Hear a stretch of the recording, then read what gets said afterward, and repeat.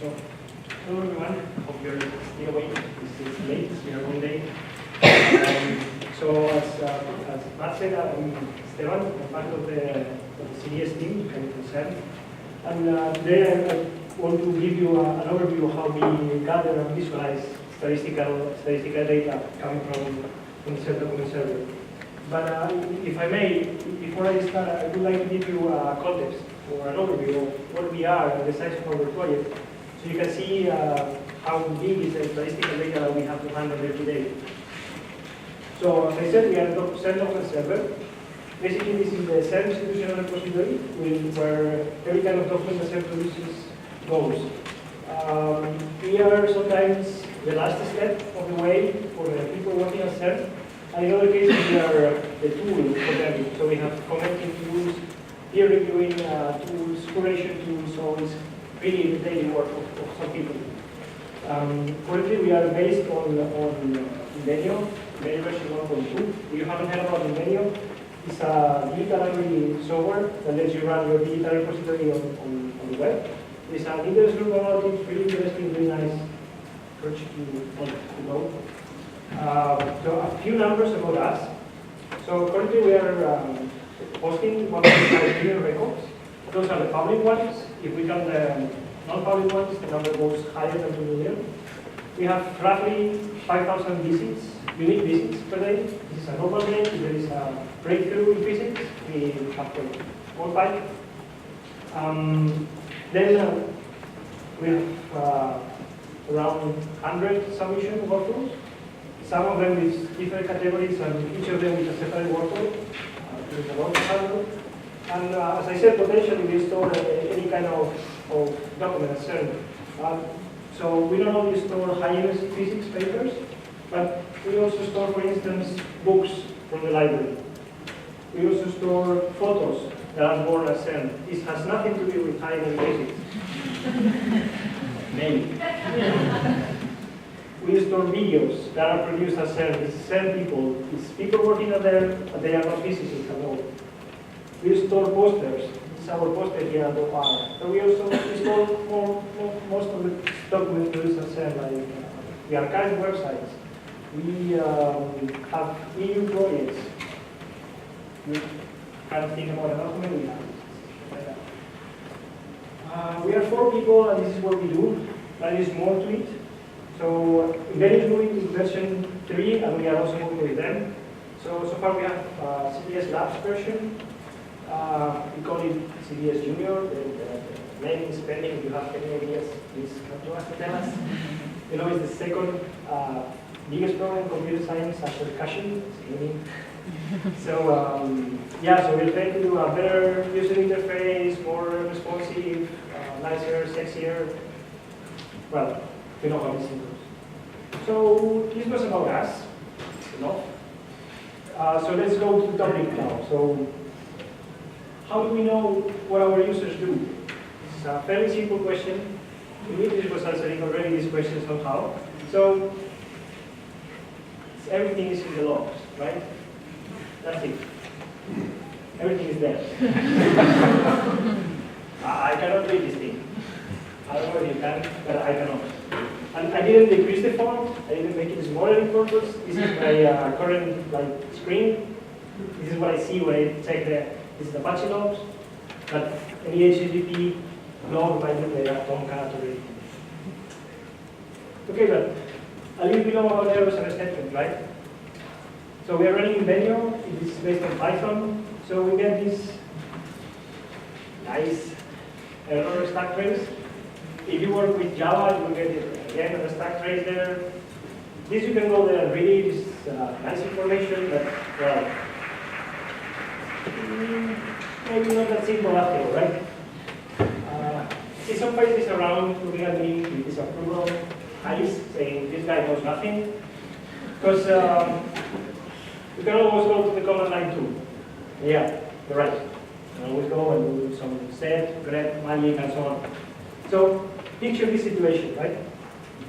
There's a guy coming to your office and he says, hey, can you tell me how many people from US visited my record on CBS in February? You're all proud of yourself and you say, yeah, sure.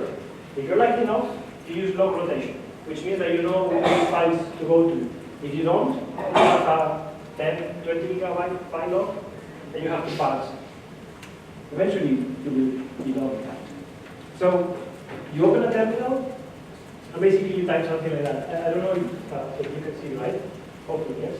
So you do some grep, set magic, and at some point you get the answer to the guy that came to the office. He tells like 100, 120 visits. But the guy is a bit picky. And he says something like, well, excluding readiness. Then you start like saying, yeah, okay, good. Start thinking, yeah, I could put another cell in there to start the code, and do another grepping, or actually do grep minus B to remove the readiness. You know, it's a bit complex and time consuming afterwards. And that's just for the access modes and error modes. But on CDS we have 2 more systems on top of that to track what our users are doing. One of them also very mentioned here by our colleagues from OpenAir, Kiwi.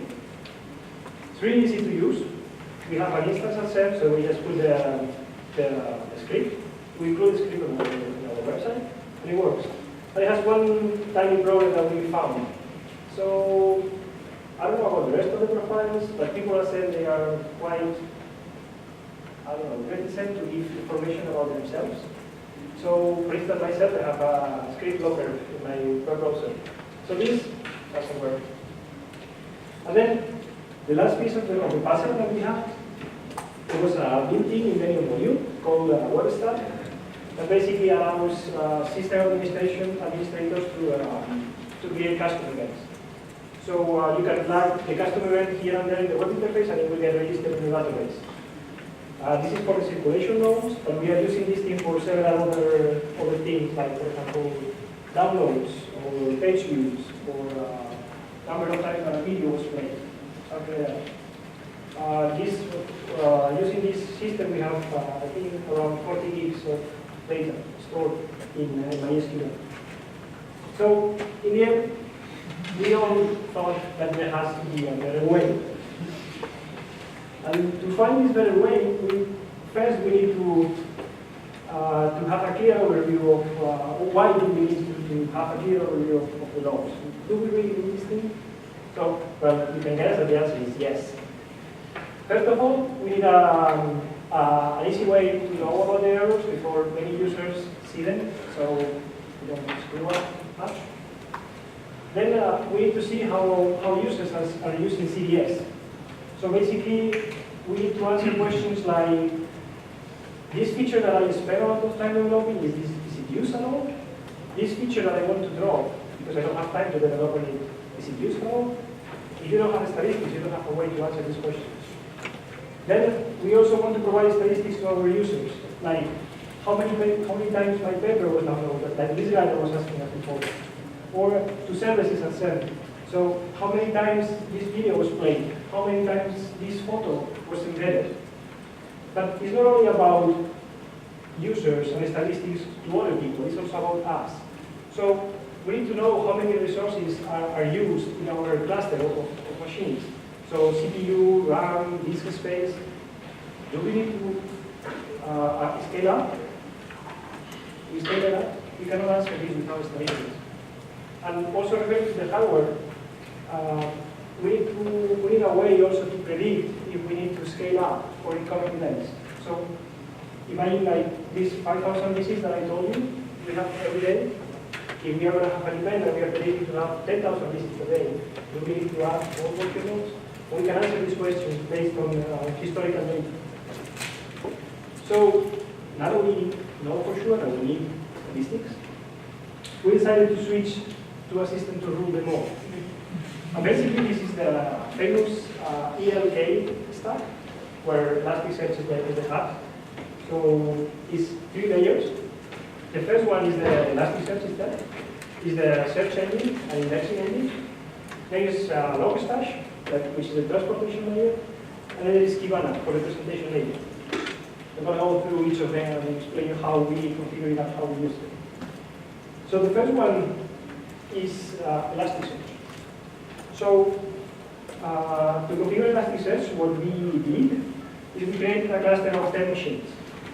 Each of them has 4 CPUs and 8 gigabytes of RAM. To each of those virtual machines, we attached 1 terabyte of disk space. So we predicted more or less that we are going to have hardware power for at least 40 to 50 years of statistics, so we don't need to touch it much. Currently we are using around 200 gigs for between 15 and 20 years of statistics. We did all of that using OpenStack and Pattern. So after the initial overhead of configuring and setting up and trying error process, now it's really easy to add and remove machines from the cluster. So just ask for one and that's it. So this is our cluster. And as many of you know, Elasticsearch is really nice. It's a really nice search engine, but in our opinion, it has only one problem. It works through HTTP, which means plain text. Security-wise, this is really bad. We are handling not so sensitive data, but sensitivity. For example, IPs. We don't want to send IPs to the web, plain text. So we looked around and we found Shield. A Shield is a paid solution. It's coming from Elastic. It's really nice. It's a paid solution. At CERN, and especially in our session, we believe in free open source solutions. Everything we do is open source. So we started looking around and trying to find another way of doing it, and we found one that is simpler than what we would expect. So basically, we have our cluster, and we install on top of our machines Nginx.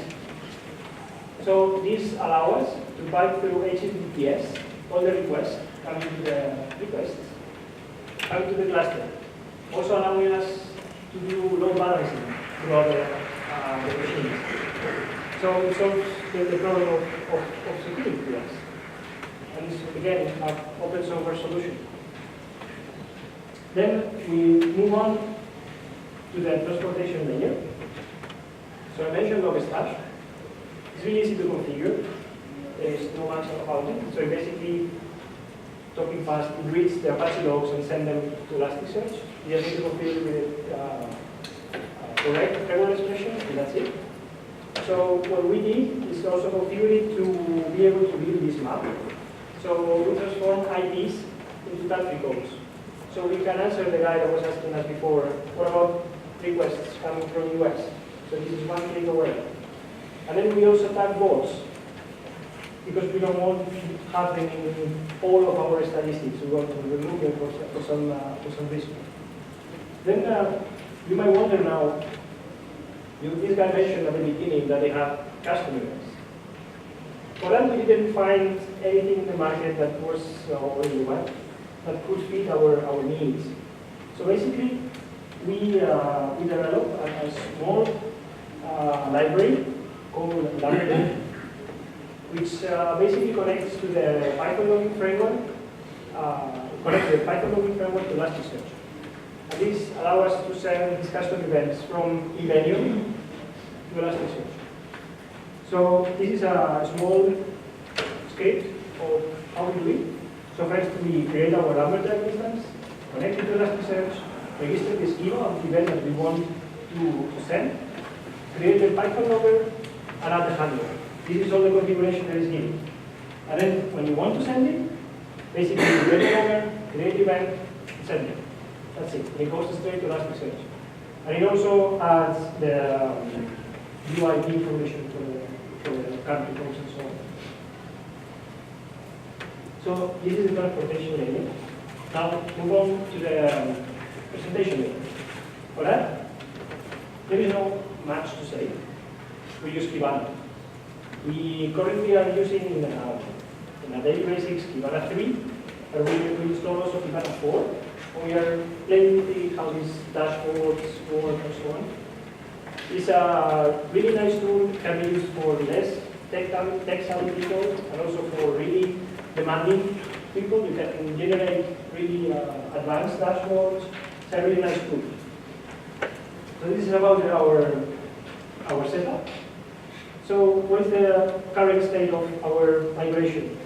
So recently, in the past few weeks, we finished moving all our statistical data from MySQL and Kiwi to Elasticsearch. And we already see the benefits. For example, for each of the custom events that we had, we were storing in MySQL, for each of them, more or less 10 gigabytes of data. So one table in MySQL, 10 gigabytes of data, they are not very good friends. So to wrap up, what are the good parts about that? So basically, we were able to replace different systems with a single one.